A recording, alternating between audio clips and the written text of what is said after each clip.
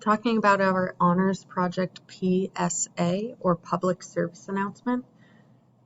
This assignment here, it talks a little bit about what a public service announcement is, and what we are really trying to do is generate awareness, create a shift in public opinion, or show the importance of a problem and get your audience to promote a behavioral change. So if you click here, you'll be brought to our rubric. And on our rubric, it gives tips about writing a public service announcement. So first, once you've figured out the topic that you are going to cover for your public service announcement, you need to decide who your audience is, who you are going to gear your PSA to. One thing that I do want to point out is that your public service announcement needs to contain this call to action. So basically, what you are trying to achieve, what you are trying to get your audience to do by watching your public service announcement.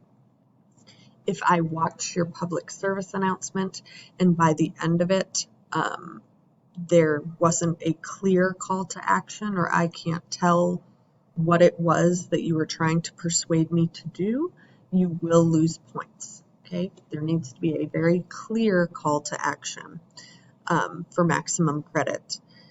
And down in here, there does need to be an opening, something to draw the audience's attention. Why should they be paying attention to your PSA?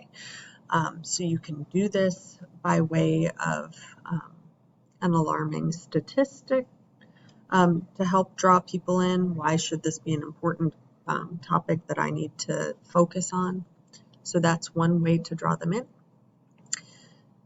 Again, then in the middle of your public service announcement, you need to list a call to action. What can you do to persuade people to change their mindset or change their habits? And then finally, a conclusion sentence to wrap it all up. Okay, it shouldn't just cut off at the end after your call to action. Just to reiterate, you may work with up to 2 other people. The public service announcement is a maximum of 2 minutes long. It should be within 1 to 2 minutes. It should not just be reading information off of slides. Okay. There are some good examples attached below. If you have any questions, please contact me so that we can talk about it together. Good luck.